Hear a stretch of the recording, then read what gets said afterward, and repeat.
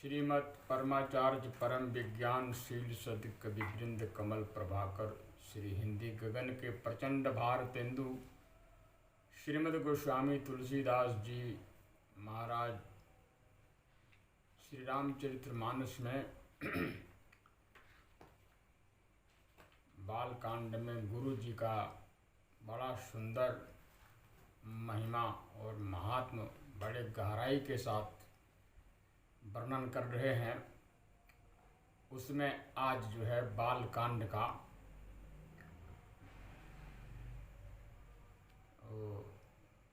प्रथम दोहे का नीचे का ये छठवां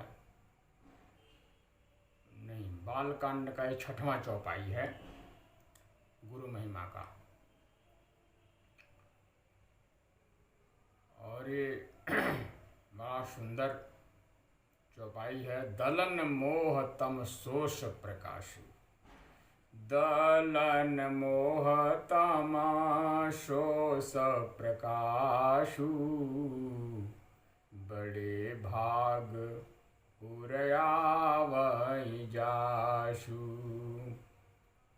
दलन मोह तम सोष प्रकाशु, बड़े भाग उर आवै जासु। इसका अर्थ है वह सुंदर प्रकाश श्री गुरु पदनख ज्योति का जो प्रकाश था, जो इसके पहले वर्णन किया गया है, वो मोह रूपी अंधकार का नाशक है। सो प्रकाश वह नख का प्रकाश का ध्यान जिसके हृदय में आवे उसके बड़े भाग्य हैं। बड़े भाग उर आवहि जासु, यानी जिसके बड़े भाग हैं उसी के हृदय में वह नख प्रकाश का ध्यान जो है आता है, सबके अंदर नहीं आता है। इसका शब्दार्थ बड़ा सुंदर है। जैसे दलन मोह तम सोष प्रकाशु है ना, दलन का मतलब होता है नाश करने वाला। सोशु प्रकाशु का मतलब होता है सो मतलब वह, सु मतलब सुंदर, और प्रकाश का मतलब प्रकाश। वह सुंदर प्रकाश, सोशु प्रकाश का मतलब है वह सुंदर प्रकाश, और सोशु प्रकाश का मतलब है सूर्य का प्रकाश। इस सोशु दोनों को जोड़ दिया जाएगा तो सोशु बनेगा। सोशु सहस्त्रांशु सूर्य का नाम है। भाग्य का मतलब होता भाग्य, नसीब है, किस्मत है जिसको बोलते हैं। वो बड़ा भाग्य जिसको होता है उसी के हृदय में वह प्रकाश जो है, जो मोह को नाश करने वाला, मोह रूपी अंधकार को नाश करने वाला जो प्रकाश है, वह बड़े भाग्य से हृदय में आता है। यानी कहने का मतलब यह है कि श्री गुरु पदनख ज्योति से दिव्य दृष्टि का होना पहले कहे। अब दूसरा गुण जो बताते हैं उससे मोह अंधकार भी नष्ट हो जाता है, यह बता रहे हैं। सुप्रकाश का भाव यह है कि इसमें किसी प्रकार का कठिनाई नहीं है, और प्रकाश में कठिनाई होती है। जैसे दीपक जलाया जाता, दीपक में जो है कई कठिनाई है। दीपक में ऊपर काजल रहता है, अग्नि, शलाई, तेल, बत्ती आदि के संयोग से ही उसमें जो है प्रकाश रहता है। फिर बाधा का भय रहता है, फिर रात्रि में ही थोड़ी दूर ही प्रकाश रहता है, और सूर्य का प्रकाश जो है तप्त है, फिर उसमें धूम है, धूली है, मेघ का आवरण है, ग्रहण है, आदि भी बाधाएं रहती है। और फिर वह दिन भर ही रहता है प्रकाश, रात्रि में नहीं रहता। यदि कहें कि और ये जो नख का जो प्रकाश है, सुप्रकाश का मतलब नख मणि का जो प्रकाश है वह थोड़ा रहता है, सो बात नहीं है। मणियों में श्वेतक मणि आदि जो मणियाँ हैं, श्वेतक मणि जिससे सूरज के समान प्रकाश रहता है। मणि का प्रकाश दिन और रात दोनों में अखंड एक रस रहता है, शीतल है और उसमें कोई भी बाधा नहीं है। इसीलिए उसके प्रकाश को सुंदर प्रकाश कहा गया है। वो शुभ प्रकाश है, इसमें कोई बाधा नहीं है, इसीलिए शुभ प्रकाश कहा गया। मणि में प्रकाश है और गुरुपद नख में सुप्रकाश है।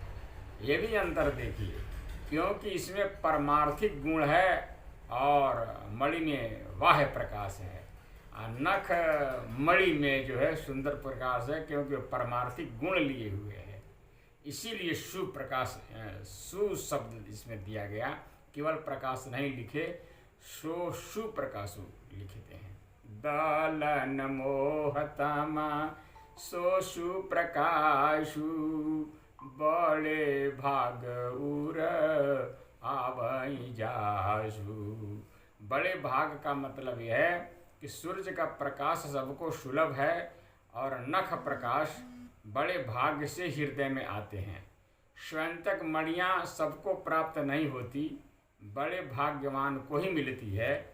वैसे ही गुरुपद नख में सब सुलभता है, पर एक यही बड़ी कठिनाई है कि जब जिसके बड़े भाग उदय हों तब श्री गुरुपद में भक्ति और उनके पद नख का जो प्रकाश, मणियों का जो प्रकाश, तब हृदय में, तब उनका ध्यान जो है हृदय में आता है। लाखों में कोई एक ऐसे ही बड़भागी होते हैं जिनके हृदय में वह नख मणि का प्रकाश जो है हृदय में आता है, उसका ध्यान हृदय में आता है। सबको जो है नख प्रकाश का ध्यान जो है गुरु भक्तों में सबको नहीं आता है, जिसके बड़े भाग होते हैं। जैसे लिखा है, जे गुरु पदयम बोजय अनुरागी, ते लोकहूँ बेदहूँ बड़भागी। लोक वेद में जो बड़भागी होते हैं, है ना, उन्हीं के हृदय में यह प्रकाश आता है, प्रकाश का ध्यान आता है। उर आवहीं, हृदय में आवहीं, ले आने वाले के बस की बात नहीं है। हृदय में ले आना उसके अख्तियार के बाहर है। जिसके हृदय में आवे उसके बड़े भाग्य हैं, वो अपने आप ही आता है। जैसे गरुण सुमेरु रेणु समताही, राम कृपा करी चितवा जाही। जब प्रभु की कृपा होती है तभी जो है गरुण जो है, सुमेर जो है वो धूल के समान हो जाता है। ये सब जैसे कृपा बन जाए तभी बड़े भाग्य होते हैं। और इसमें जो सोसु शब्द है, सोसु को इकट्ठा कर दिया जाए तो सोसु बने। तो सोसु का मतलब ये सूर्य जो है सर्व रसों का शोषण करने वाले हैं, इसी से सोसु नाम है सूर्य का। ये मोह अंधकार नाश के लिए नख को सूर्य की उपमा दी गई है। शिष्य का हृदय आकाश है और हृदय की यह विद्या अंधकार रात्रि है, वह नष्ट हो जाती है।